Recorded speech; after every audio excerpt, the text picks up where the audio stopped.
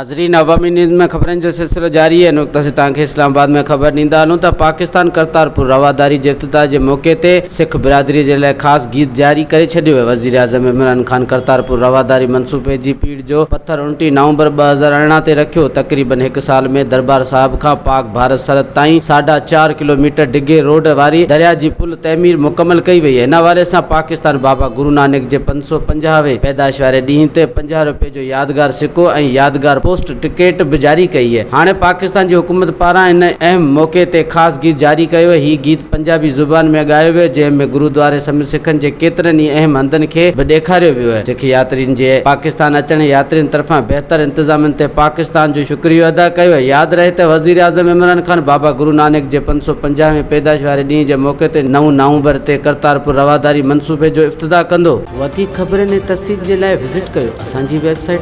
awamiNewsHD.com ऐं ॾिसंदा रहो अवामी न्यूज़ HD।